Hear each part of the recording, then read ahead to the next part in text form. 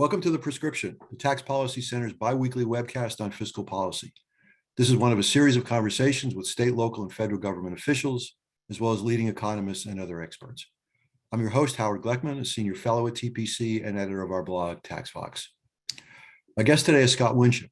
Scott's a senior fellow and director of poverty studies at the American Enterprise Institute, where he researches social mobility and the causes and effects of poverty.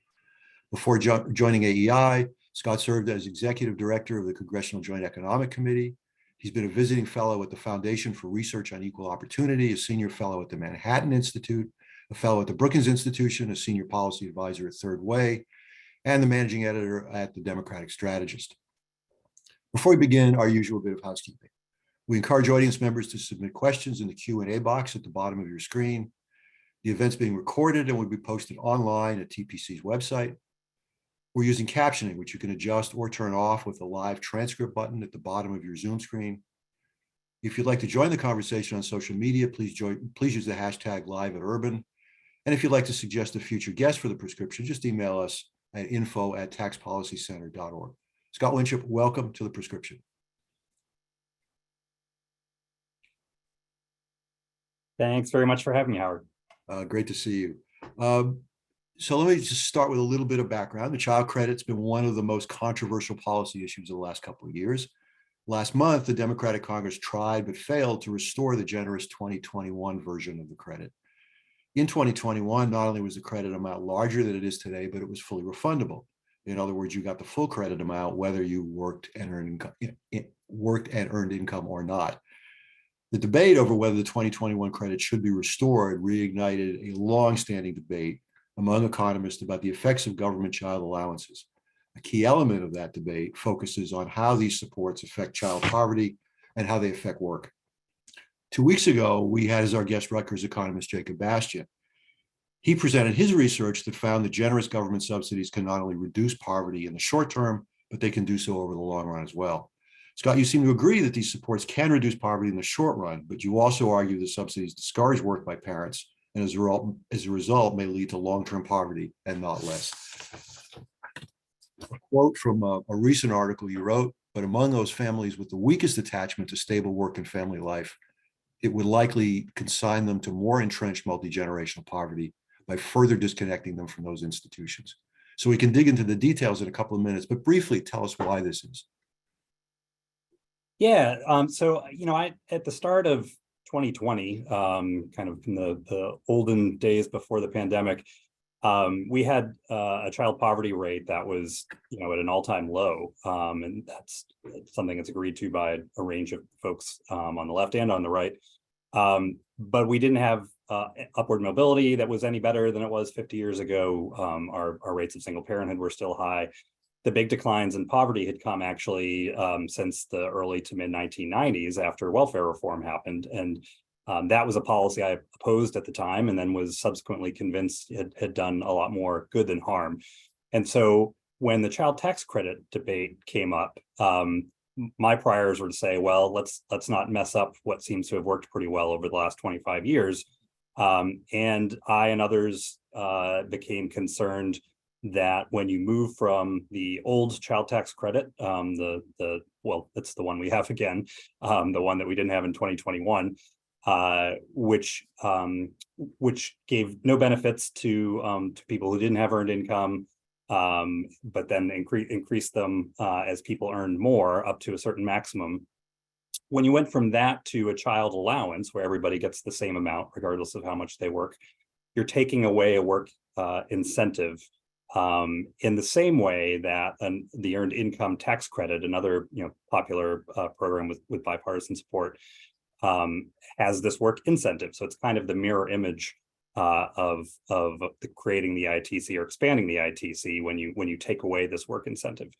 And so there's been this very robust, acrimonious, some would say, debate about the strength of that employment effect.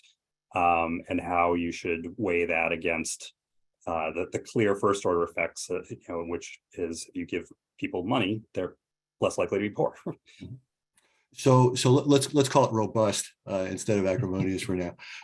So you cite the work of Kevin Corinth and Bruce Meyer at the University of Chicago. They found that if the expanded credit, including full refundability, is made permanent, more than 1 million parents would drop out of the labor force. This, they say, would wipe out much of the anti-poverty benefit of a permanently generous child credit. Is that right? Yeah, I think it's incontestable. There are people contesting it, so there are alternative views. Essentially, these estimates are kind of drawn from a pretty big literature on the effects of the earned income tax credit that has been studied for 20, 25 years.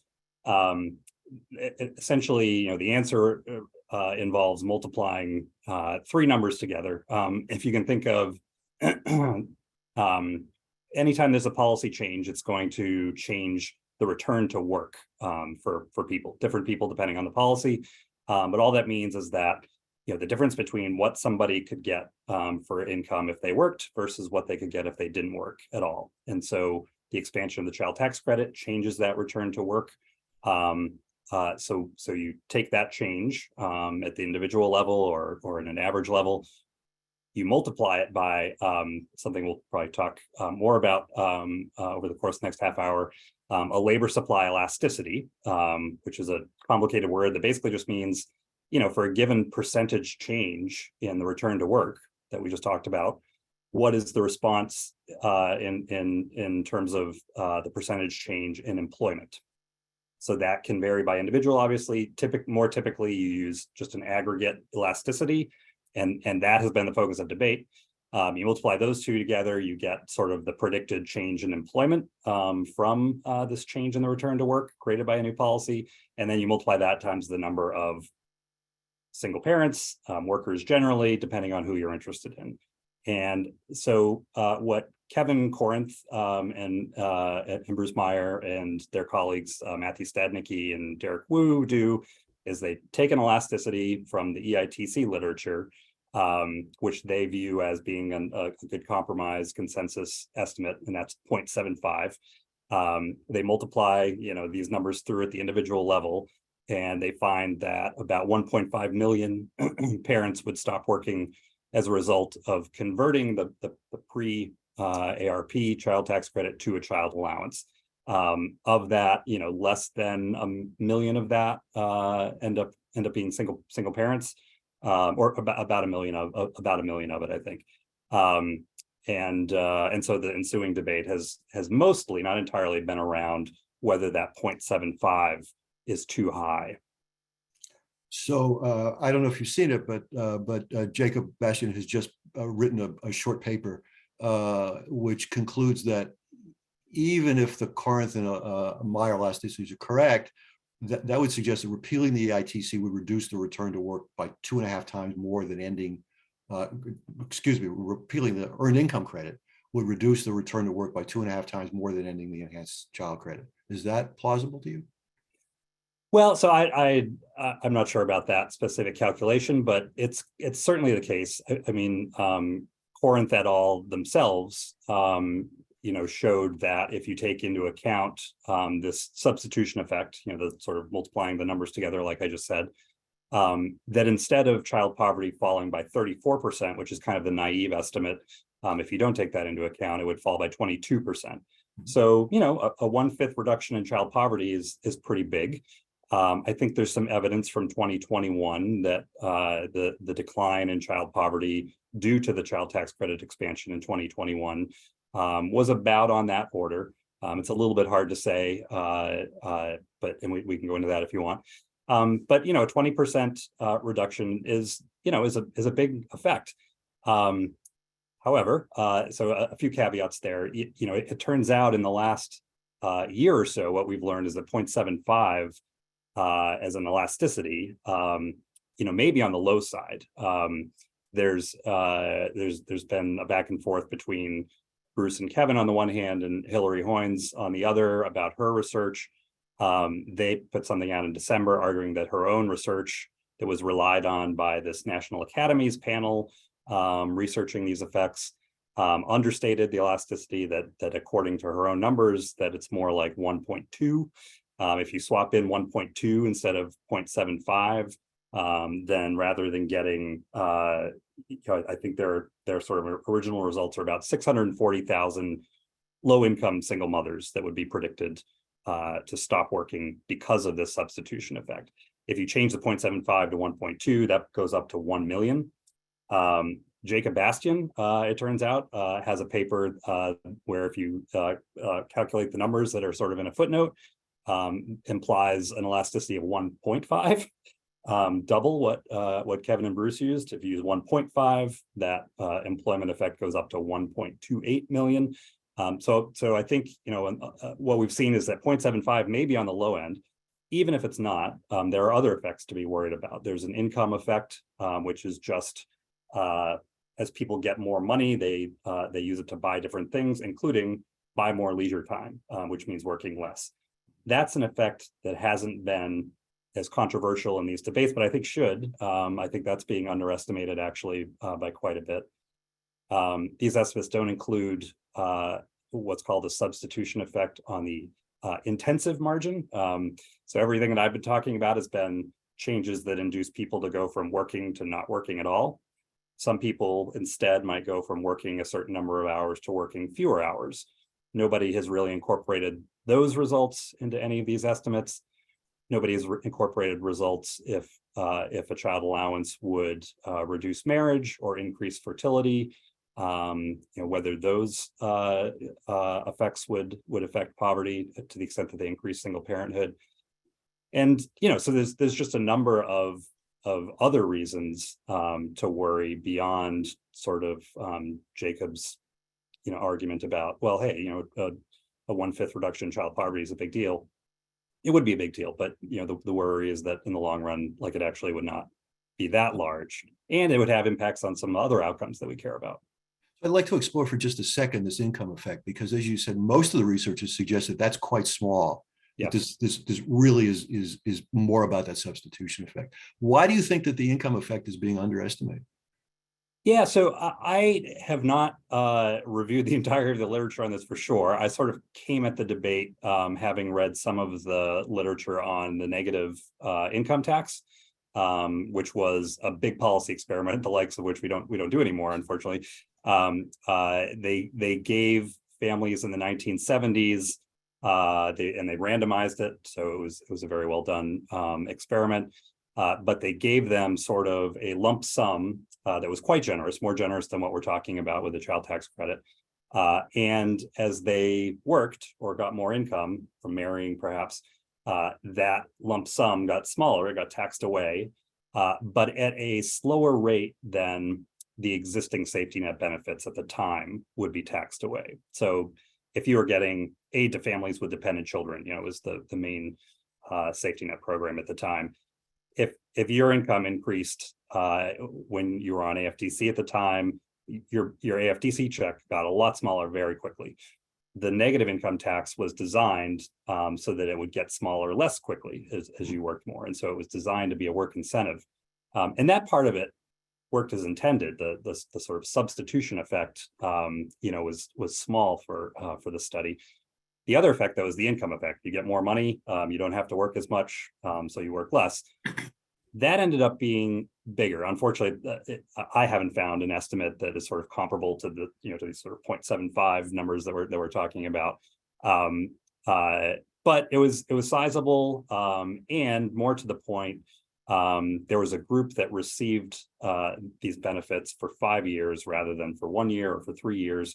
For those folks, at the end of 5 years, the effect had actually doubled. The sort of negative impact on work had doubled, suggesting that it may be that the estimate that's being used by all these researchers, which are kind of deferring to this National Academy of Sciences committee decision, that estimated income effect is too small too.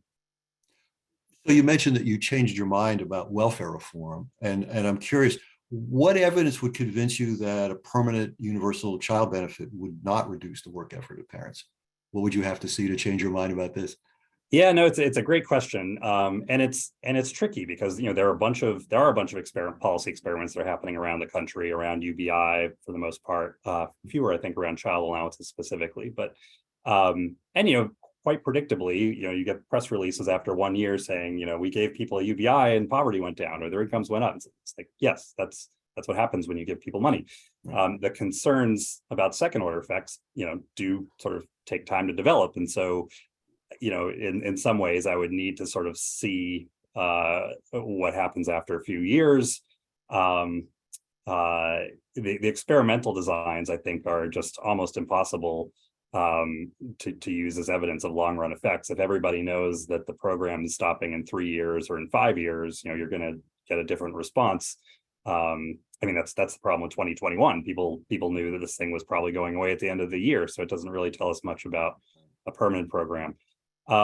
So it's a tough question. I mean, I would kind of want to have folks looking at it, for 3 years out, 5 years out, 10 years out, and if the sort of negative consequences didn't emerge at some point, then yeah, I would hope people would encourage me to change my mind and hold my feet to the fire. I also sort of think that, if this were the only way to reduce child poverty, maybe I'd roll the dice a little bit more, and sort of see what we get. But I just think that, is a terrible way of thinking about it. I think we have other options for reducing poverty and for increasing upward mobility, and that are probably less likely to have these unintended consequences. So that's been another reason that I've sort of pushed against the CTC expansion. So I have to ask, what are the better solutions? Yeah, so I think, I would distinguish a little bit between anti-poverty policy and sort of policies to increase upward mobility, because I do think, the different long-term trends on these things suggests that you need different policies for either. On anti-poverty policy, I think I would build on the lessons of welfare reform, which to my mind are, if you make it tougher to rely on these programs over longer periods, and you combine that with work supports in the form of childcare, the earned income tax credit, child support enforcement, things like that, you can sort of get a win-win for everybody. I think there's good research showing that welfare reform actually did reduce poverty among kids in single-parent families. There's at least one study that suggests that it reduced food insecurity, I'm sorry, in adulthood among people who had greater exposure to welfare reform. So I think, extending some of those lessons to programs like SNAP, housing subsidies, would go a long way. I think we should reform disability programs, mostly to get more prime age men back in the workforce, which would make them more attractive as potential husbands, would sort of allow us to expect more from them in terms of child support, which would have its own incentives on marriage and fertility. I've proposed expanding the earned income tax credit, especially for married couples, in order to build in a marriage incentive into the EITC to counteract some of the current marriage disincentives. My colleague Matt Weidinger has proposed with Catherine Stevens a CTC reform that would let people draw down future years instead of, essentially, you have a newborn, you can expect 18 years of child tax credit. Their proposal would let you move forward some of those later years so that you can use them instead when your child is young, to take care of daycare costs and things like that. So there's a number of things I think you could do to reduce child poverty, and my menu list for mobility would be a little bit different, but it would start with kind of creating a big office of opportunity in the White House and an advisory commission on opportunity in Congress, sort of the equivalent of what we did in 1948, created the Council of Economic Advisors and the Joint Economic Committee in the executive and legislative branches to try to prioritize, at the time, employment. I think it's time for us to sort of prioritize upward mobility and do a lot of local experiments that are aimed at kids and getting them more skills. Mm-hmm. So let's sort of dig in a little bit into parents who don't work. So what do we know about them? For example, how many of them live with disabilities that make paid work impossible? How many are caregivers of young children or aging parents? I guess what I'm getting at here is, of the group of people who aren't working, how many of them we realistically cannot expect to work? Yeah, it's a great question, and I don't have a hard number for you on hand. I do think that was obviously one of my concerns and the concerns of a lot of people with welfare reform. Was either that, well, the jobs aren't going to be there for people, or that there's just a bunch of people who, even if the jobs are there, they're, are sort of, have such deep challenges that they're just not going to be able to keep jobs steadily. And I think that there absolutely is a group like that. You can think of part of that group is, young mothers. I'm not encouraging women who have just delivered, to be forced into the workforce within weeks of delivering. You can think of people who have profound developmental disabilities, who are just not employable to a lot of firms. People who have a range of other challenges. So I do think it's important to build into our safety net programs, our anti-poverty policy, that there is a safety net for these folks. People taking care of clearly disabled children, sort of another example. But I think we tend to overstate how big that group is. And one of the beneficial aspects of the way welfare reform actually was designed is that it did hold harmless a bunch of recipients. It essentially gave states the opportunity to waive work requirements for, I think, something like a fifth of the caseload. The way it was written, as caseloads got smaller, a fifth of the caseload was a fifth of the sort of pre-reform caseload, which ended up being, a pretty big group of people. So the number of people who are actually kicked off of welfare because of, hitting a time limit or because of work requirements was really small. And I think we have to always have a sort of a part of the program that we should just accept. There are people who are going to need long-term support from the state. There are going to be some people that we don't want to push into the workforce, given periods given what's going on there with their lives. But we also don't want to have many people relying on safety net programs and not working over a period of 10, 15, 20 years. So that's smart policy is all about balancing the need to sort of provide a safety net without creating a poverty trap. And wouldn't these parents who are unable to work for various reasons also affect the elasticity question? Yeah, I think that's right. And I sort of hope there's a more extensive research program looking at the elasticities. I think there's a little bit, this is getting too much in the weeds, but some of the back and forth has assumed that the elasticity that we're talking about is the same for currently working parents or currently working single mothers versus all single mothers or all parents. And some of the calculations, when you look into them, are sort of multiplying numbers for different groups together. So yeah, I think it's a really important question. So you sort of implied this before, but let's dig into it a little bit more. There seems to be sometimes a conflict among conservatives. You and others focus on disincentives to work. Your argument in part is work itself as a virtue, and discouraging parents' parental work will in the long run make their children worse off. But there's another conservative argument, which is that stay-at-home parent is important for a child's development, especially at a very early age. So help me reconcile these two views. Are children better off in the long run if their parents work or not? Yeah, no, it's a reasonable question. I have had these conversations with fellow conservatives. The social conservatives sort of approach the child tax credit and the question of a child allowance very differently than kind of more traditional conservative anti-poverty folks like myself. My view is, if you think about married couples, I both think that we shouldn't be subsidizing the choices that people who can afford to make decisions about how many kids that they have, whether or not they marry, whether or not they send two workers into the workforce. I don't think policy or tax policy should be subsidizing those folks' decision. On the other hand, if we're going to give them a tax credit, then to me, like, they can do whatever they want with it. It's none of my business or anyone else's whether a husband drops out of the workforce and lets the wife be the sole breadwinner or vice versa. So that to me, it shouldn't be part of the debate. The anti-poverty part of the debate is more complicated because of single parenthood and the potential for public policy to subsidize or incentivize single parenthood, which is something I comment as I've been a single parent myself, so I'm not sort of trying to be overly moralistic about any of this, but it's very clear from the evidence that on average, kids do better when they have two parents that they see all the time.